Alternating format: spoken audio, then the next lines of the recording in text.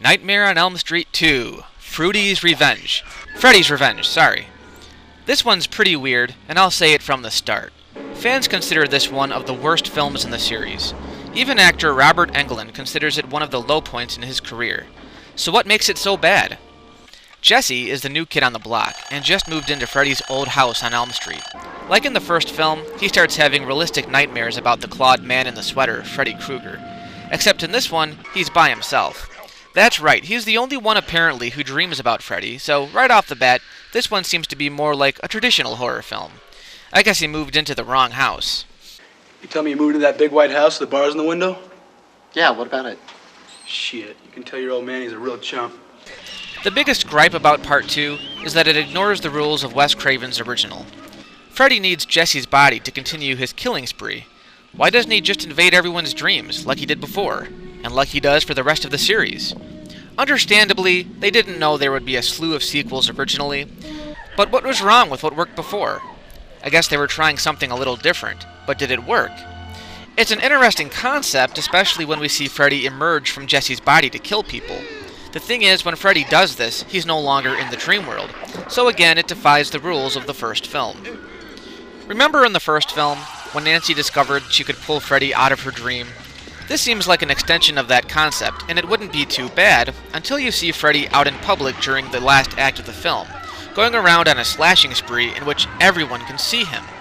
This demystifies him quite a bit, and at this point it's no longer an ingenious horror film, but a typical 80s slasher.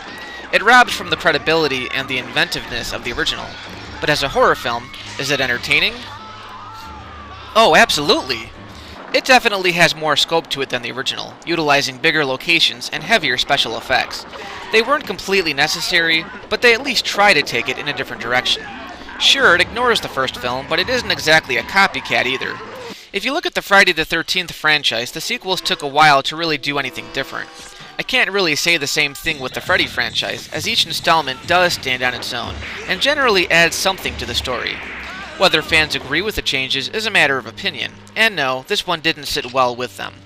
Wes Craven himself walked away from the project once he read the script and found out what a departure it was from his original concept. This was the very first film I saw in the series, so growing up, this was actually the one I used to compare the rest of the series to. My taste has changed a little since then, and I definitely don't think it's quite as good as the original, but that one's a tough act to follow.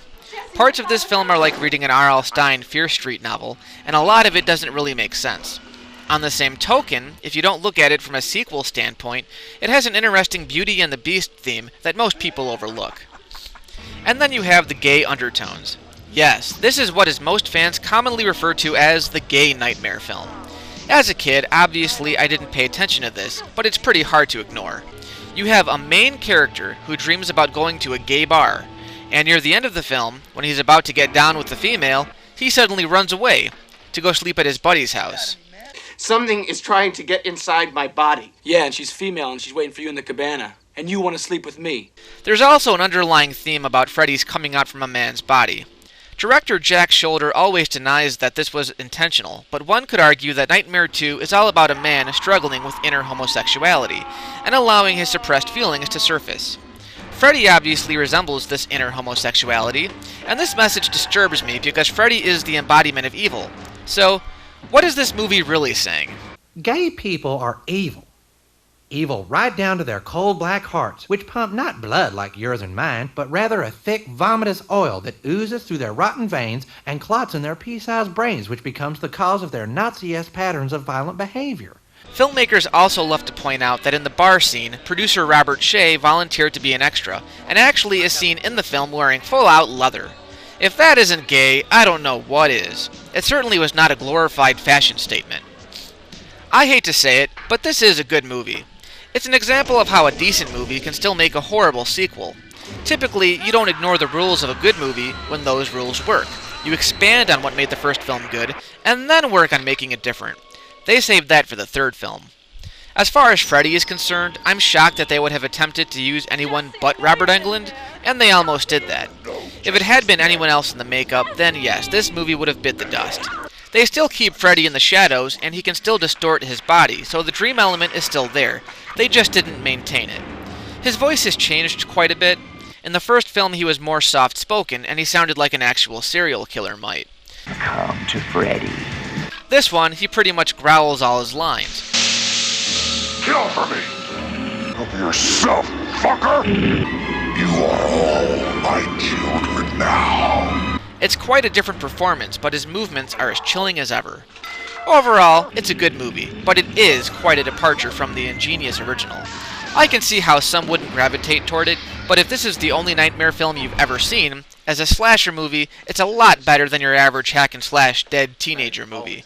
But if this is the only Freddy film you've seen, that's also a shame, because there are some better ones. Not bad. I say give it a try.